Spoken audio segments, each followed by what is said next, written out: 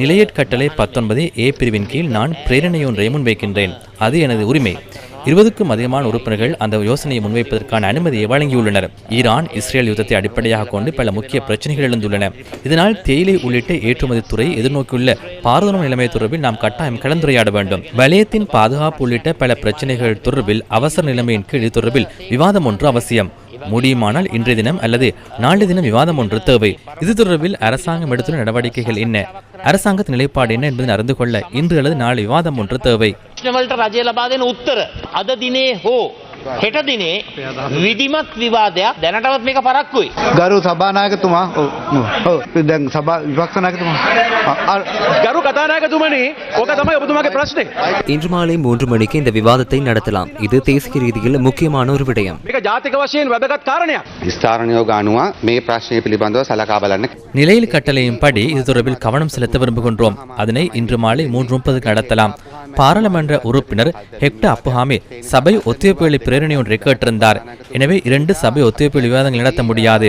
ஆகவே உங்களது அந்த விவாதத்துக்கு பதிலாக இந்த சபை ஒத்திவைப்பு விவாதத்தை நடத்த விருப்பம் என்றால் அதற்கு அனுமதி வழங்க முடியும். அத்துடன் ஒரு விடயத்தை கூற வேண்டும். இந்த விவாதம் நேற்று நடைபெற்றது. எதிர்க்கட்சி தலைவரே, உங்களது தரப்பில் தற்போது தலைவர்கள் அதிகரித்து விட்டார்கள். நீங்கள் ஒரு விடயத்தை கூறினால் அதனை தூக்கிக் கொண்டு செல்ல அடியாட்கள் அவசியம் இல்லை.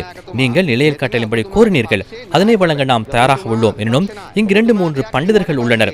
எதிர்க்கட்சி தலைவரே, உங்கள் மத்தியில் உள்ள பண்டிதர்களுடன் செல்ல முயன்றால் கஷ்டத்தில் விழுந்து விடுவீர்கள். நேற்று இந்த பிரச்சனையை பார்லமெண்ட் உறுப்பினர் கீதா ஹேரத் முன்வைத்தார். வெளிவிகார அமைச்சர் தெளிவாக பதிலொன்றை வழங்கினார். இது தொடர்பில் அரசாங்கம் எடுத்த நடவடிக்கைகளை அவர் தெளிவுபடுத்தினார். எதிர்க்கட்சியின் கொறடா ஒருவர் இருக்கின்றார் அல்லவா, நாம் இவ்வாறு தான் செயற்படுகின்றோம். எமது தரப்பில் 159 பேரும் பேசுவதில்லை. எனவே இந்த பாராளுமன்றத்தில் குழப்பம் ஏற்படும் நிலைமையை தவிர்த்துக் கொள்ளுங்கள். எதிர்க்கட்சி தலைவர் பேசுகின்றார், கொறடா பேசுகின்றார், அத்துடன் மேலும் 2-3 பேரும் பேசுகின்றனர். எனவே அனைவருக்கும் அனைத்தையும் கூற வேண்டும். கட்சியை வழிநடாத்த கற்றுக்கொள்ளுங்கள். 3:30 5:30 வரை விவாதத்தை நடத்தலாம். எனினும் பொறுப்புடன் நடந்து கொண்டு எதிர்பார்க்கின்றேன்.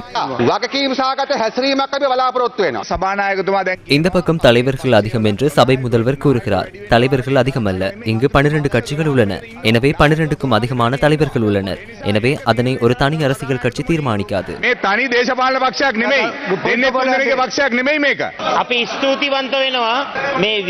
விவாதத்துக்கு வாய்ப்பு வழங்கியமை தொடர்பில் நான் நன்றி கூறுகின்றேன். அதற்கு அந்த 2 மணித்தியாலம் போதுமென நான் நினைக்கவில்லை. அதிக நேரம் நமக்கு தேவை. நான் பண்டிதர்களோடு உள்ளமை தொடர்பில் மகிழ்ச்சி அடைகின்றேன். செயற்பாட்டில் தாழ்ந்தவர்கள் அல்ல. எனவே பண்டிதர்கள் அடங்கிய குழுவோடு பணியாற்ற கிடைத்தமை தொடர்பில் நான் மகிழ்ச்சி அடைகின்றேன். இந்த விவாதம் இன்று மாலை 3:30 5:30 வரை நடைபெறும்.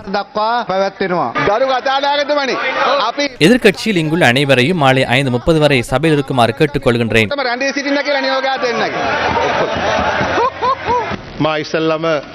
பாராளுமன்ற கேலரியில் உள்ள மாணவர்களிடம் மன்னிப்பு கேட்கின்றேன். பாராளுமன்றத்தில் செயற்படுவது இவ்வாறு அல்ல. இது தினமும் இடம்பெறுகிறது. எனினும் நீங்களும் இதனை புரிந்து கொள்ள வேண்டும். எதிர்க்கட்சியினர் செயற்படுவதை போன்று நீங்கள் உங்கள் எதிர்காலத்தில் செயற்பட வேண்டாம்.